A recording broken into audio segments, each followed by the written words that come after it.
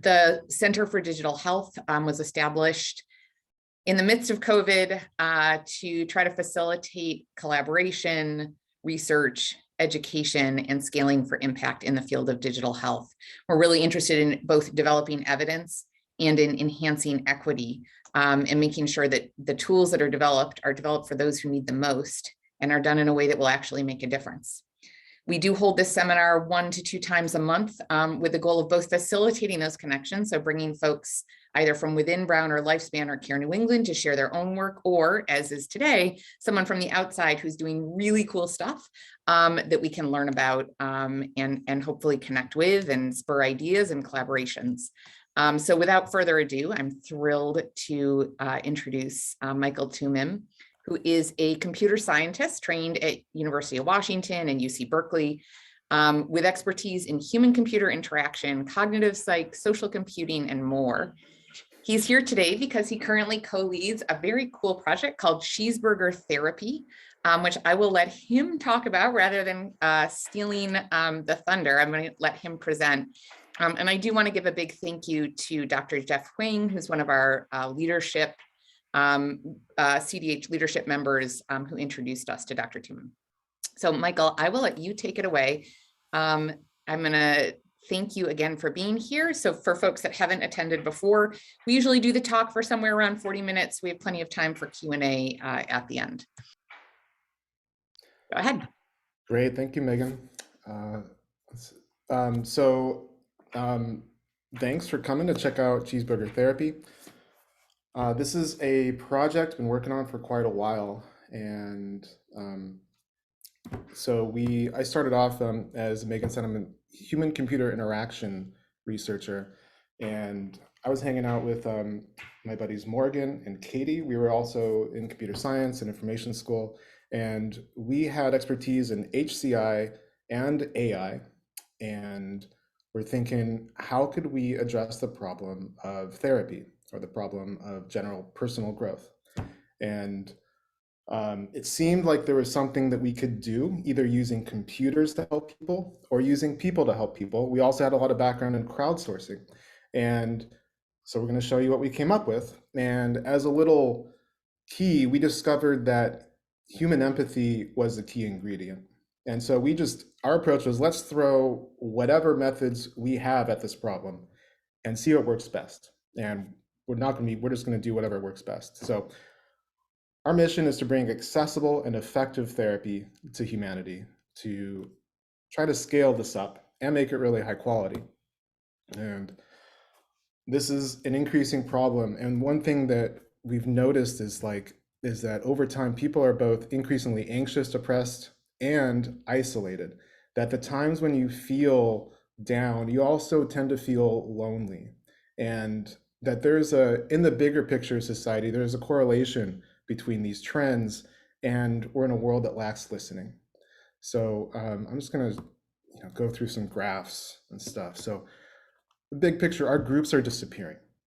Okay, this is the percentage of single person households in Europe, United States, and Japan. This is just old data I got from the 1600s, and nobody used to live alone.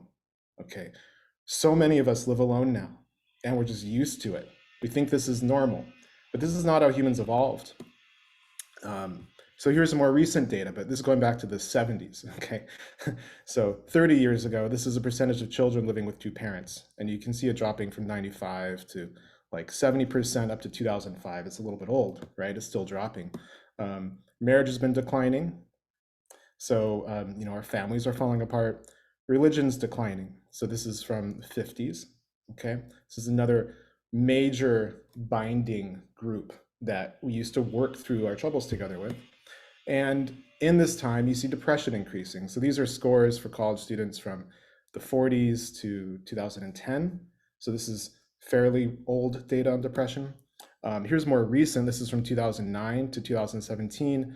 And you can see depression has increased a lot more recently, especially amongst the youth. And break it down by races. You can see it going up from 2000 to 2016. And today we're up to so this is recent data. This is during COVID. Okay, and you can see between 25 and 45% of Americans are depressed or anxious, and that's a lot of us. So um, we're having big issues, and we think of therapy as being the approach to solve these problems. Now, this didn't always used to be the case. Therapy is only about 100 years old, 106, I think, is when Freud was around. Okay, that was the beginning of this therapy thing. Humans have been working through our issues together for hundreds of thousands of years, like as far as we've ever been around. And one way we can look at therapy is a capitalist alternative to having friends. This is where you're paying somebody to listen to you and help you work through your problems. We used to just do this in our tribes. Um, but this is what we got now. So we might ask the question, well, is it serving us? The biggest question I'd say is, do we have enough therapists? So per 100,000 citizens, the United States has 33.9 licensed therapists. And so if we want to be able to give therapy to everybody, if this is our mode of helping folks, then each therapist is going to have to see 2,949 clients. And that's not going to happen. We don't. I think therapists might see 5 to 15 clients. So we need some other approach if we're going to help ourselves through this mental health issue. So introducing Cheeseburger Therapy. And our approach is a little bit different. So we believe that humans naturally want to help each other, and that the therapy methods are really good, but we can actually teach ordinary people these skills and provide enough structured oversight through the computer interface that it's safe for them to practice. And we can make this into a business. We can maintain this capitalistic model, but make it peer-to-peer and scalable. And so I was talking about how we approach this as computer scientists and human-computer interaction, crowdsourcing and everything. We ended up finding that the workflow of therapy, like the methods, can be structured within the computer interface while allowing lots of room for the human to provide empathy. And empathy is that key ingredient. And the computer structures the process and makes it easy for humans to learn it and easy to practice effectively. And okay, so let's give you some numbers. I'm going to show you the demo soon. So with this process, we're able to train helpers in 15 to 40 hours to be able to give helpful sessions because the process is structured. And this is versus 7 years for traditional therapy. If that clouds, so you've got 4 years here for your bachelor's degree, then you have a master's degree, and then you have to get experience and get your hours up. This is a lot less time.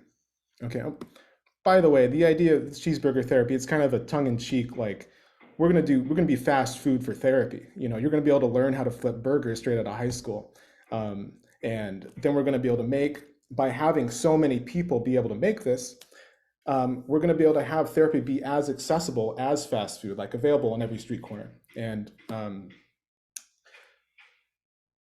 so we can make this available anytime. $25 for 1 hour session, okay? Because people want to be the helpers.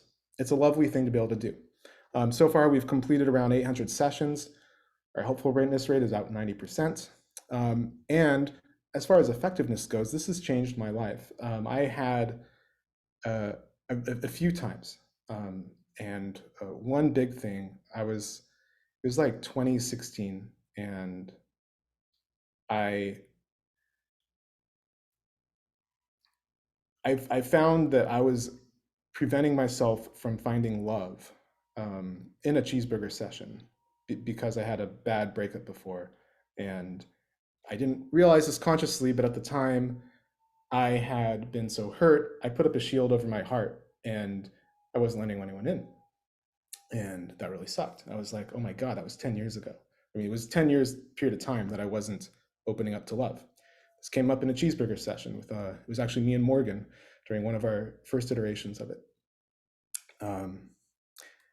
And it's changed the lives of other people too, both as a customer or a client, and also as a helper, because you grow your heart and develop your skills in the process. So, okay, let's go back to the numbers here. So rough comparison, regular therapy is 60 to, this says $120. This could actually be, I keep editing that. That could be 250. It could be very, very high. But it's also really hard to find a therapist, especially now. There aren't enough because everyone's depressed. And if you do find one, you're going to have to wait at least a week to set up a session. With us, you can get a session within 30 seconds sometimes. It could take a couple days. And we don't actually know. I mean, there's some values of success rate for actual therapy, but it depends on the therapist. And you have no way of knowing when you're finding a therapist how helpful, like how good that therapist tends to be. It's really hard to choose. And we can actually give you some numbers on that. So let's show you a little demo here. Let's click. Okay, so this is what the experience is like coming to Cheeseburger Therapy. So you just get this text box. Okay, there's no bureaucracy and paperwork. And you start by describing what's troubling. I'm going to say, I'm a little stressed out. I'm giving a talk right now. I can feel and hear my voice wavering. I think it's my nervousness.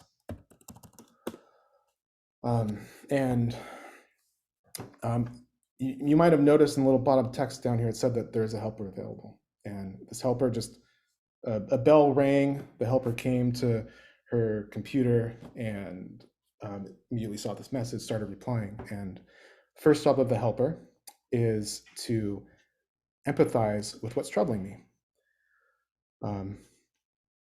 And you can see her typing live. Okay, there's no waiting. So this is we've done a couple things that are non-traditional here. One is we have all this live typing. Now, I can see what the helper's typing character per character, and the helper can see me type as well. And this both, look at that, you can see her typing things in. Okay, so you get to see the body language of the other person through their keystrokes. And that gives you more of a connection. And empathy is key to therapy. And another thing that it lets you do is read the message as the other person is typing. So you don't have to wait, which means you have more time to think and process. So we've got this chat here on the left. What thoughts come up for you when you hear your voice wavering? I'm gonna screw up. I'm not confident. I might not actually know what I'm talking about. I should have slept more last night. And okay, so so the way the therapy process works is on the left, we have active listening. And so the helper's job is to repeat back what she heard you say, and then ask an open-ended question that leads to the next step. So here she repeated back, wow, I imagine that does feel stressful. She gets it. And then she asks what thoughts come up, because her job is to start filling in the notes here on the right. And these notes are, this is in the cognitive behavioral therapy model. So what we've done is taken cognitive behavioral therapy and structured it for the web. And you'll also notice I can edit these notes myself, okay? If I'm going to screw up, I'm just going to add an exclamation point, because that one, man, that's really scary for me. Maybe I'll put a couple stars on it. I could even change the text here. This is so in traditional therapy, you're going to be sitting on a couch and the therapist is going to have access to these notes on a clipboard, and you're not going to be able to see it. And that's a very, like, a sort of power dynamic. But we're equals here. This is a peer-to-peer situation. And what we want is to get this shared mind where we're both seeing the same thing and we're both thinking the same thing. And we both have access to the same thoughts, and we're both trying to solve our problem together. I don't know, that's really nice. She's thanking me and saying that I think we can help you find some clarity. That's what we offer. We offer finding clarity. Usually when you're depressed or anxious, the world's in a fog, you don't know what's happening. We're starting to lay it out, separate it into the event. And so here's how cognitive behavioral therapy works. You first have some event. that occurs. And you model your situation as, so whatever's happening, she's modeling it as some event occurred. This event triggered a thought or some set of thoughts. These thoughts naturally lead to some feelings, like if I'm thinking to myself, I'm going to screw up, well, that's going to be nervous. You know what? I'm probably also going to be afraid, okay? Because that's, oh my God, that's going to happen in the future. That's going to create a lot of fear. And then with that fear, I'm probably going to be having some behaviors down. I think she's watching this talk. She just wrote fear there. And it's going to lead to some behaviors. And these behaviors are going to be things that are more often than not leading back to more of these events happening, that are triggering more of the thoughts. And we get in these cycles here, because that's when we're really stuck and we're reaching out for help. We're in a loop and we can't see the loop. So a big thing that we offer here is the ability to see everything. And another part of cognitive behavioral therapy there's a little menu here. Cognitive behavioral therapy is these things called cognitive distortions. And we don't like that. So we've taken a lot of these terms and made them more understandable. We call these different types of cheese because different types of thoughts tend to be cheesy in different ways. So this thought, I'm going to screw up. This is a fortune-telling thought. Okay, it's a little bit cheesy. I'm like, as if I can predict the future. So let's go ahead and label this thought here. Okay, fortune-telling. Now, this tells us both the way in which this thought is cheesy. It's considering only one possibility when there could be many. And it's also giving a suggestion of another type of thought that I might consider in reaction to this event, which is not responding to the present. So maybe I want to think about something in the present here. Okay. And if we went through this whole session, eventually a little new thought box would pop up. And once I feel at peace with this and I let go of this old thought, and the space will naturally occur to me to have a new thought that gets me closer to my value. And the helper is going to be taking time here to empathize and understand with what value I'm really holding. Because if I'm troubled by something, inevitably there's something good that I'm standing for, and this event is getting in the way, or it seems to be getting in the way. But out of this, I'm going to be able to find a thought that gets me closer to my value, and then I'll feel more at peace with whatever the situation is.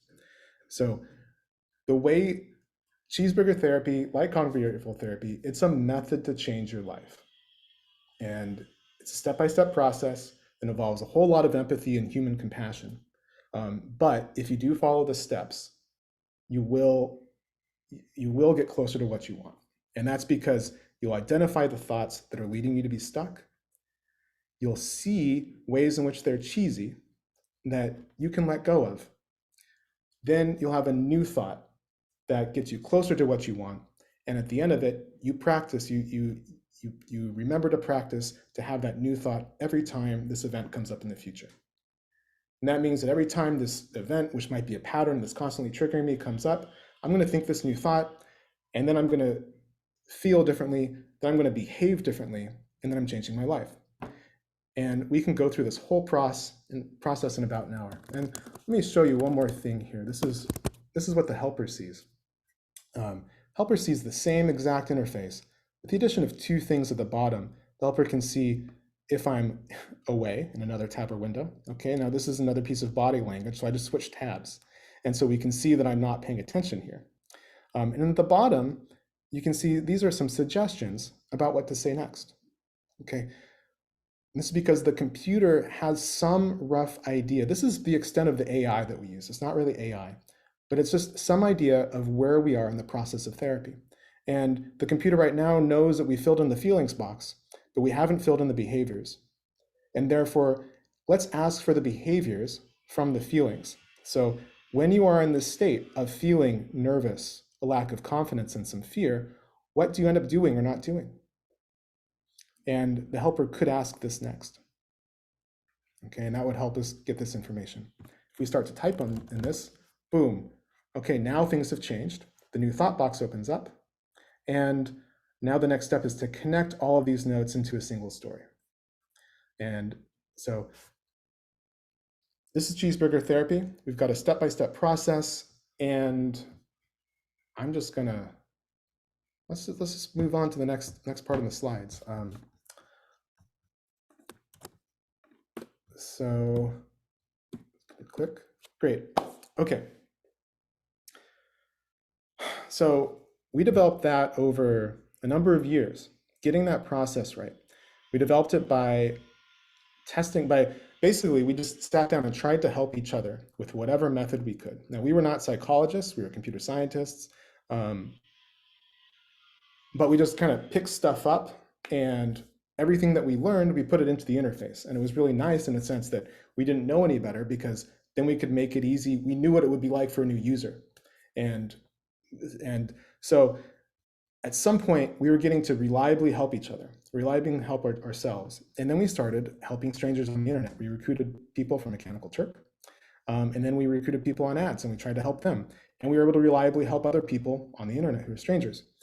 And so then we're like, okay, maybe we can scale this up. So we did a market test, and we trained 6 helpers who were not us. Okay, because maybe we're just like special geniuses, who knows? But we were able to train 6 other people in like about a month or 2 of them working part-time. We posted some banner ads on web forums, looked just like this. And we did a pay if it helps model in this ad, okay? So we didn't force people to pay. We let them just come on, use the site just like you saw. And then if they wanted, at the end, there's a little pay button, and they could choose to pay and choose how much. And roughly half of them at the end of a session paid, which was awesome. I was just so thrilled, right? Because they didn't have to, but they did. So there was a sign that not only was it worthwhile, but you feel so good at the end of a session that you have this goodwill and you want to give back. And a bunch of them also started coming back. So we felt awesome. We were able to train people who weren't us to use the site, and provide help for other people and get paid. Boom. So we felt like we had a little market working here. And the problem that we had then actually was that we became overwhelmed with customers. Well, by the way, here's a little quote. This is just from yesterday. We're still getting people coming back, having great sessions. He says he's recommended this place to other people as well. It's been amazingly helpful. He's come back several times. So we're continuing to get these positive impacts on strangers' lives. Like, we have no idea who he is. And so here's where we are in this project, right? We're trying to make some kind of therapy that can actually help the entire world. Like, let's make something that can scale up. So this method, we've got it to work. We've proven the market. But then we ran into the problem that in order to, like, we had more people coming in than we could help. And in order to help everyone, we'd have to scale up this army of helpers. And there's a lot of psychic energy as a helper that you're taking on. You're empathizing with a lot of folks. And it's triggering because people's troubles are triggering. They're triggering them because they also trigger us, because we all have similar issues. And rather than, and that seemed really daunting, to grow like an army of helpers and manage and maintain that. So we wanted to see if we could develop this in a more scalable peer-to-peer fashion.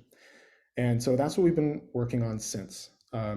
So we've been building a training system, and I'm calling this QA, but this is, can we have a scalable way to evaluate the quality of sessions and check in on our helpers and thinkers' mental health during the process? As a helper, you also need to get help. You need therapy because you're taking on issues, and then you have to work those out. And then this last step here is, so right now you're still looking at this as a research project, but eventually I think we can make a commercial site that actually pays people, takes customers, and makes the whole thing go. So what do we have next? Oh, you know what? We have a surprise. So let's show you the surprise. It's kind of like a Christmas. Do you like the cheeseburgers? Okay. Let's click here. So if you all can actually participate in this surprise too, you can go to cheeseburgertherapy.org. And so this is our site right now, okay? And I was telling you that we have this training system. Well, we are going to launch it right now. This is like really exciting. We've been working on this for a couple of years. So we're continually building and adding to this community. And to be honest, only one person on the Cheese team has even seen this yet. So this is going to be a big surprise. Partially why I'm nervous is that I was programming really late last night. So let's see, we're going to save to the launch key that brown is happening. And if you have this page open, we're going to all participate together in the unwrapping of a virtual Christmas present, which is our new website. And so I'm going to show you a few things here. So one is it's a little bit prettier. Okay. We're showing what percentage of recent chats have helped. We have some explanatory text. We have these public sessions now. So these are you can read actual sessions that we've had where the customer, we call them the thinker. So we have a thinker and a helper. The thinker is your customer or client, and the thinker in these sessions has given permission. And you can just see a little overview of what was the thought, what are the feelings, the behaviors, and the new thought, and some of the cheeses that came up, different types of cheese. You can go and click on one, and you can read this whole session. But we also have here, this is actually the big new thing. This is the public release of our training. And so you can now become a Cheeseburger Therapy helper as well. So let's take you through this. So big innovation here. This is the first time that, or the only place I know where you can go to a website and learn therapy and like practice with people without going to school for 4 years, or what is it, 3 years. So we've built a scalable way to do it. So here's how it works. There's 3 types of learning. We have a user manual, and this explains everything that we know about what makes a good session that we've learned through many iterations. But just reading about something doesn't help you be good at it. Like you can't read about riding a bike. So then we have therapy simulators that put you in the driver's seat of a helper through a recording of a past session. And you get to try to help a virtual person. And that gives you practice with the computer. So both of these things you can do on your own. Doesn't require any of our time and effort. And then once you're ready, you can practice with a real human in peer-to-peer buddy sessions. And you're practicing with other people who are in training. And that means that you can't screw up too bad because your buddy is going to know the method. Okay. And that means your buddy can actually support you and help you get back on track. If you're having trouble, you can ask, wait, what do I do now? Okay. And your buddy can suggest something. And it also means that your buddy can review you and grade you afterwards. And so once you've done a buddy session where you pass all of the skills that we grade you on, then you graduate and you're clear to take on live customers or live thinkers from the website with somebody there watching you. But okay, let me show you take you through the training here. And this is all super beta testy, but it's working. We just got our first helper through this whole system, our first new trainee, just passed all the skills last week and took on someone from the website last week for the first time. So it's working. It took him 30 hours to get through it. We're hoping over time we can get that number down by just making things smoother. So here's the manual. We've just got a bunch of sections here. So you can see we break the therapy process down into 4 skills. So there's this listening skill. So the first thing you learn is active listening. And you learn this loop of ask an open-ended question, restate what you heard, and then ask another open-ended question to get to the next step. And when you're listening, you want to be listening for the trouble and the values. Okay, and this happens through the entire process. You want to be tuned into what is troubling this thinker and what value is he standing for. And you do that by asking questions and making open-ended and making restatements. When you're listening, you want to listen within the cheeseburger model. So you reflect back whatever the thinker says, you reflect it back as there was some event, led to some thoughts, led to some feelings, which led to some behaviors. And then there's types of cheese in there too. And once you build up all those steps, then you want to tell it in a rich and simple story that leads you through the whole thing and puts it all into one coherent piece. And this is when you get that clarity as a thinker. Ah, this is what's been happening to me. I get it. And after you tell that story, we have this last step here, just called cutting the cheese. Okay, so when you get it and you see that there is this thought in here that's a bit cheesy, well, you start to just naturally detach from that thought because that thought is leading to all these bad feelings. You don't like those feelings. It's leading to all these bad behaviors. You don't like those behaviors. And so you naturally detach, you feel some relief. And then a space opens up inside of you. And that space opens up for you to choose a new thought. So that's our method. It's all written in this manual, so you can read that. And then you can move on to the therapy simulators. You can actually do this in any order. These simulators are designed for you to jump right in if you want to. If you want to learn how to ride a bike by jumping onto it, go for it. So let me show you this last one. Okay, so we've got 7 simulators here. These are actual sessions, I think except for the first one we just made up. But these are the rest of these are actual sessions so we added some narration and we added some opportunity for you to like fill in the blank. So here you are.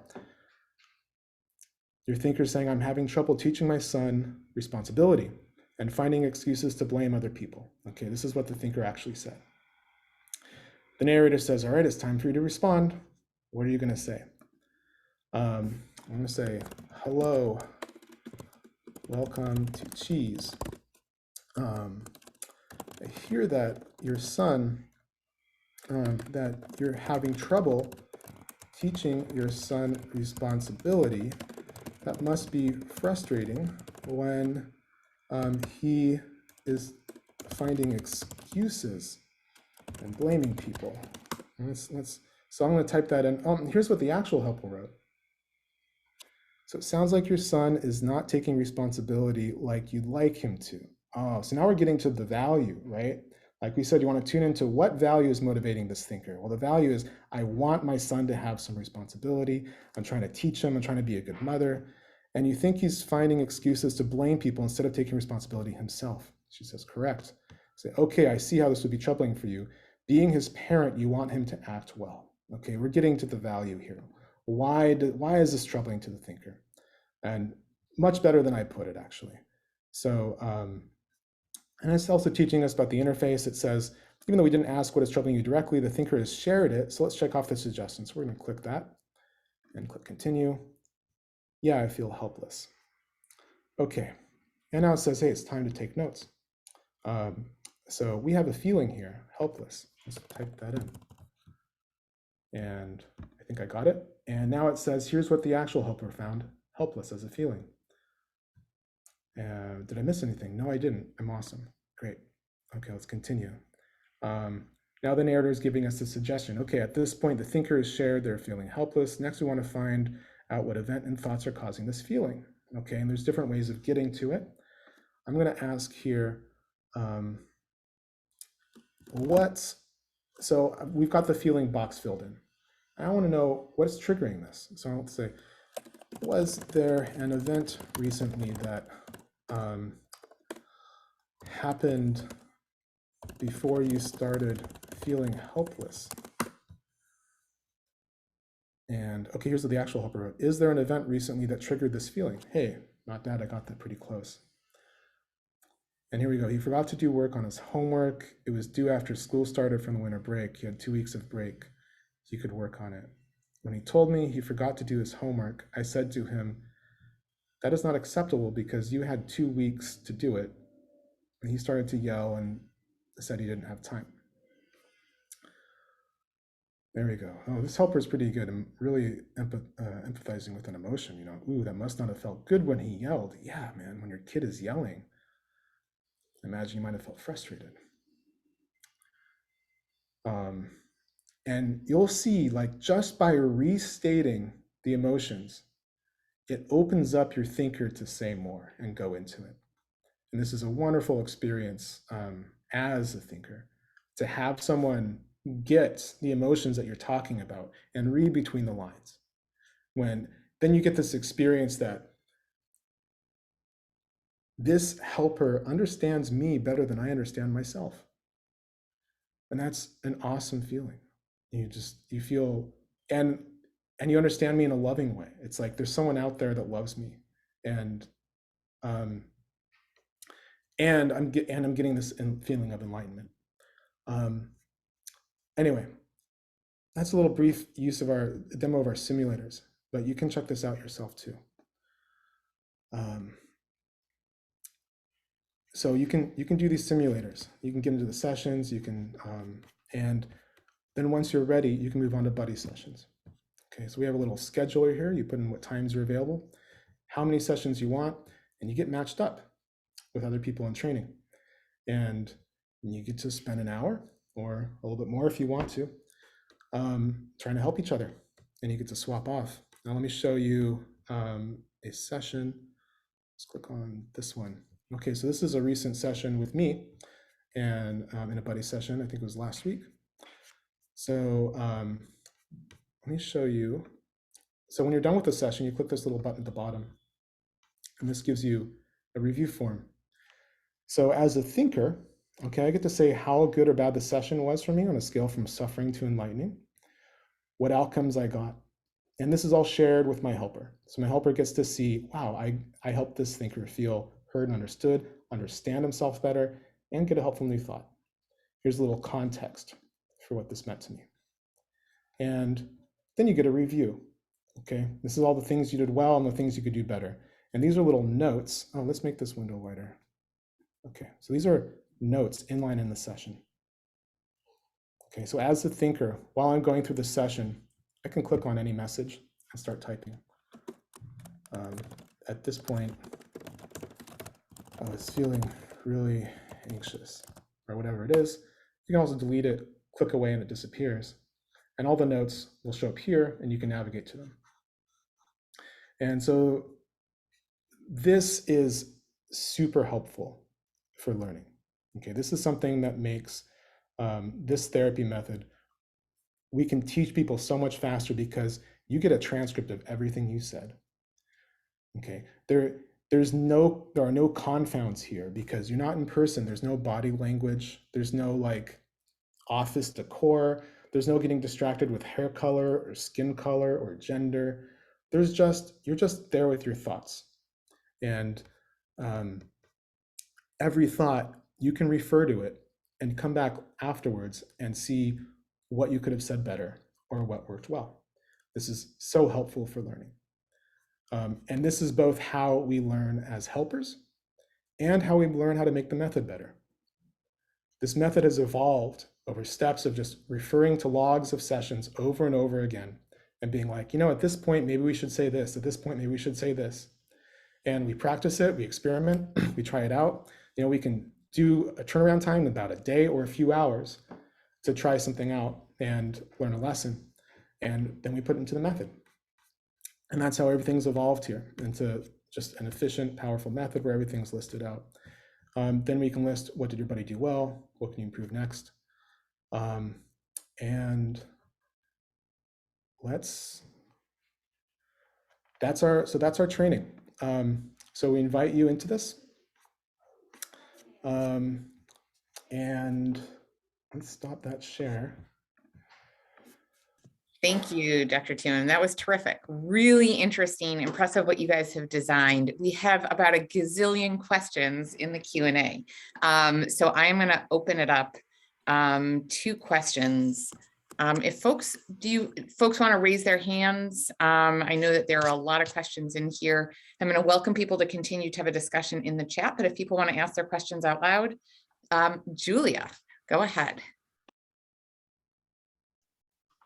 Yeah, so a couple of my questions that I had throughout the presentation were actually asked in the chat, particularly the one about like dealing with kind of flag moments where someone experiences like suicidal ideation, like if they express that. So I guess I'll start with that because there were a lot of questions about that is how are trainees like equipped to handle an instance in which someone discloses a desire to self-harm or suicidal ideation? Like, is there information that the person on the other side of the screen puts in where you could, call an ambulance or anything like that? Or is it completely anonymous and there's no kind of ability to connect?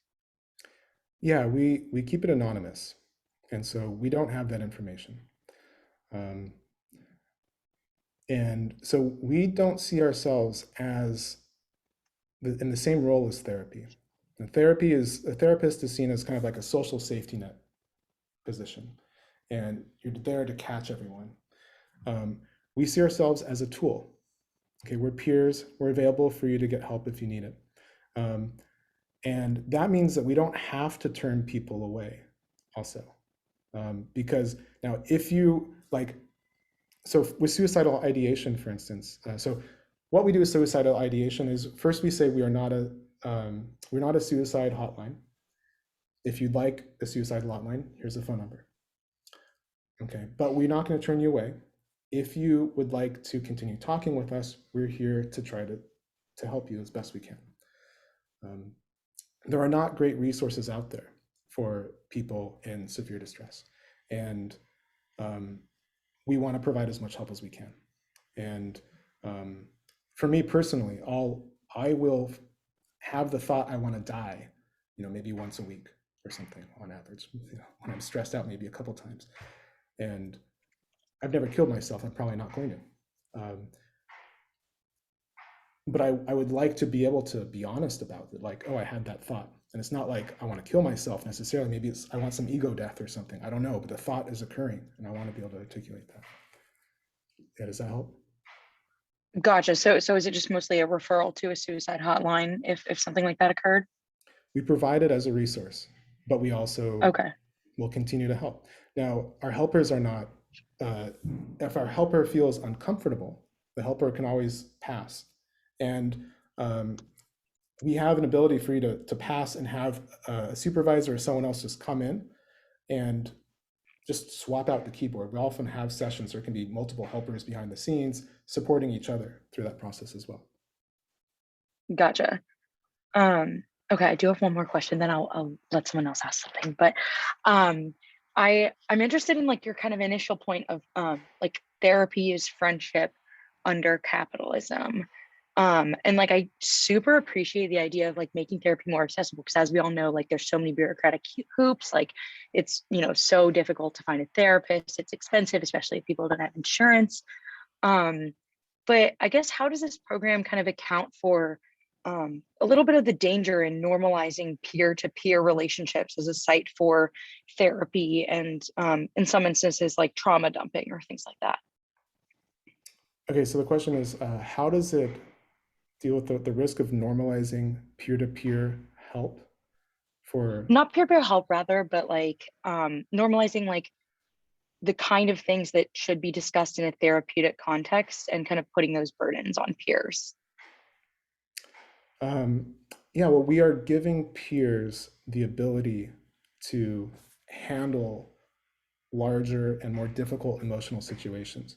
We believe that anyone can help anyone, and so far we've that's borne out. Gotcha. Okay, so the idea is just to like kind of create something outside of therapy that's like helping others rather than kind of that kind of therapeutic model, I guess? Yeah, we're using the methods of therapy, and these methods go back to like Buddha and Stoicism. Like these are ancient things that we've done for a long time. Um, and we're teaching them to other people and allowing us to practice and regain this ability that we've had through millennia to help each other through challenging situations.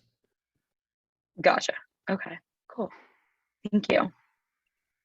So it sounds like you've adapted from CBT for peer, basically helping to provide peer support, but using some of the techniques of CBT rather than kind of classic CBT, which is obviously based on kind of the, yeah. Is that an accurate statement, Michael? Yeah, Even, yeah, we believe the methods of cognitive behavioral therapy can be learned by anybody, by everyday people, and practiced by everyday people. totally. It has we have different social expectations for like we have a particular social expectation for the profession of a therapist. But remember, this profession is only about 100 years old. The licensure is only about 50 years old. And so that role in society, and that's also like even only in the last 5 years has all 50 states actually licensed it. Colorado was the last one to license it, and that happened just recently. So this is, we're used to this therapeutic model and certain expectations of what that is and the place in society where you're like the social safety net. You have to report to the police if anyone talks about giving a harm to yourself or others. And that inhibits people from going. If you are having certain issues, not to talk to therapists because that's going to contact the police. So, yeah. Thank you. I know a bunch of other folks had questions as well. There's a robust discussion. There you go, Benjamin. And actually, when you guys introduce yourselves, and I apologize, I didn't say this with Julia before, but if you don't mind saying kind of who you are, where you're from, since we have a wide variety of folks really from across the country here. So hi, my name is Benjamin. I'm actually an undergraduate student at Cornell. I run my own peer-to-peer organization called Ears. So I find it really interesting what you're doing here. I'm doing in a peer-to-peer model. I guess with my question, you have a little bit of mixed messaging when you're calling it Cheeseburger Therapy, but you're calling it therapeutic models, but not actual therapy. So I'm wondering, in the chat, a lot of people have been discussing it, how you deal with the risk liability factors of if you're sort of calling it therapy, how do you avoid being held liable for any sort of therapeutic like context? Sure, yeah. So, and that's that commercial part so right now we're not a commercial service. We're not providing therapy professionally. But we are using the methods. We're training people in the methods. So right now you can think of this as a research project. We are going to be releasing a commercial service in probably a couple months that's going to be addressing all those issues. And we're not going to use the word therapy in that, for instance. That's going to be a different, it's going to have a different presentation. So yeah, I realize that that's an unanswered question. For the purpose of this talk, I'm just trying to show you, hey, this is possible, and here's like the method behind the scenes and what we're able to accomplish. Okay, thank you. Thank you. Dr. Gans. Hello, sorry, I joined very late because I had another meeting before this that ran long. So I missed a lot of the presentation. I'm going to try to look at it when it's posted, taped, but so I had one quick question and then one sort of more thought question. So the first one is, if somebody wants to get trained, what do they do?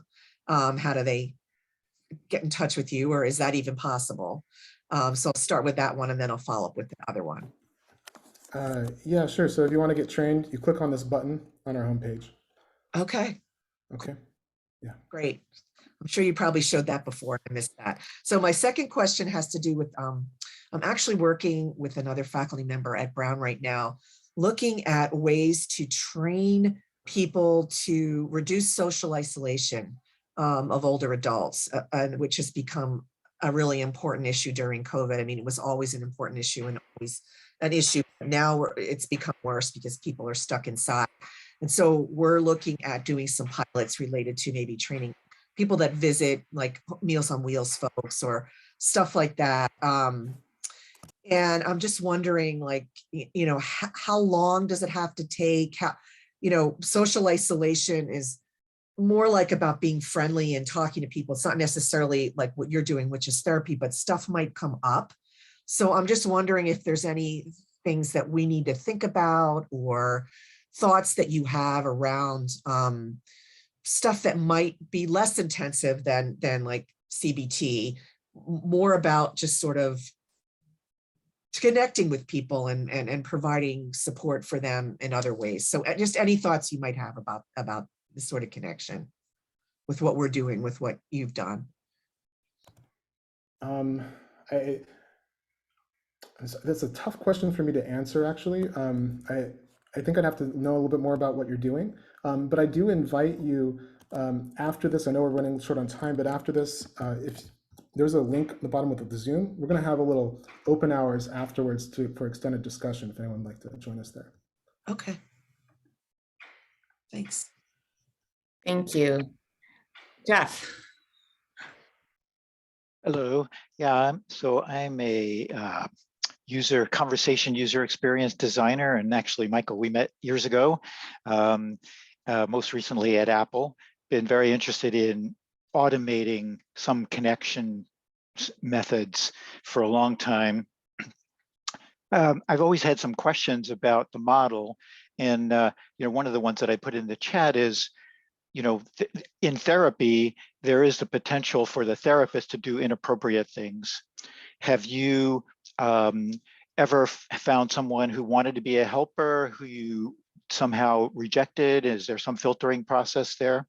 And also, I'll tell you a second question, different issue, which is even way back when we met several years ago, I think Wobot was out there. And I know that seems to be one of the cutting edge apps developed by the people at Stanford for, helping to make these kinds of things more available, but without a person. What are your thoughts on that? Yeah, sure. So to your first question, yeah, the filtering process is going through the training. And you have to verify that the method is designed to make it safe, and it's all based on active listening. If you're just listening to somebody, there's very little risk of you harming them. And so we make sure that you know how to actively listen and that you do a good job, and all the sessions are recorded. And if you ever go off, we can catch it. And there's a lot of safeguards with sliders to make sure that people are feeling good. Okay, and then yeah, Wobot. So Wobot, it's a very interesting service. I've used it in my experience. Wobot is there's no human there. There's not even an empathizing AI. Okay, Wobot it's a chatbot to help you do self CBT, and self CBT is something. It's its own method that does work if you go through with it oftentimes, but it is the biggest problem with self CBT in the literature is that people don't go through with it, and or at least that's the observed problem. It's also very powerful to have empathy. You get another perspective there that helps you connect things that you're not seeing. I think once we get to the point where AI can empathize with a human as well as a human, then perhaps AI could be a good therapist. But that's also scary if we're at this point where we're going to offload all of our ability to understand ourselves to computers. I think this is a skill that we've lost touch with ourselves, and if we rebuild this, we'll have a much better future. And I love that idea of just training people to be active listeners. I'll also say, Michael, there's a bunch of programs out there that are creating a stepped care models that they use, just like we all do with Zendesk, right? You've got the chatbot for the lower acuity, standardized interventions, and then steps up to a real person, depending as the issue escalates. Tali. Yeah, first of all, sorry that I can't have my camera on right now, but thank you for your talk. I think it's been really interesting to hear about your system and how this works. I'm one of Jeff's PhD students. I'm a third year. I work mostly on social media and social support. So I said this briefly in the chat, but I think that there's been a lot or a few questions about how, safety of the system for the users or for, sorry, I think they're the thinkers is what you're calling them. But my question is more about you briefly talked about protections for the helpers and the triggering conversations that they might have as part of using the system. And so I'm kind of wondering, other than, doing that initial training about active listening, what kinds of protections do you currently have or plan to have or think would be helpful for peers being, put in that situation? Yeah, thanks. Good questions. So I'll show you. So here's what we've got for our helpers. Oh, this is not the interfaces. So here's the helpers interface. At the end of a session, you reflect on the worst I felt and the best I felt during this session. Now, if you're getting triggered in a session, you might drag the slider to the left, okay? But maybe you overcome it and you drag the best I felt to the right. So we're using these sliders to capture bad feelings. If you do have a bad feeling during a session, then we follow up with you. Now we have a licensed therapist on staff who can help you. And we also, but the main thing is, something's coming up for you and you need to have a session or somehow get help yourself. I'm sorry, I think I forgot your other question. That was most of it. Just like, what is there in place and what do you plan to put in place? Thank you. Perfect. Thank you. And I know there are a bunch of really thoughtful comments in the chat around kind of handling risks around the global CHW or peer counseling model, and some ideas around kind of next steps from Michael and team. So I really appreciate the robust discussion today, as well as the opportunity, Michael, to welcome you and to have the launch of your new website. Hopefully many folks will check out the training opportunities. And certainly, as you said, you're going to put a link in the chat for if folks want to continue the discussion. Is that right? Yeah, it's on the homepage. Go to the bottom and click on the word Zoom. Perfect. So go to cheeseburgertherapy.org and click on Zoom at the bottom. Perfect. So I'll invite folks to transition over there if they're interested, and certainly would love to have you stay in touch to hear more and to help support you. I will ask everyone to also notice Allison has put, our amazing education coordinator has put a link in the chat for people to complete a seminar. And our next seminar in the new year is going to be on January 19th, discussing how to create AI algorithms that are less prejudiced and more fair. So a nice off-growth from this one today. So I invite you all to register for the January 19th session as well, and to join our listserv if you haven't already.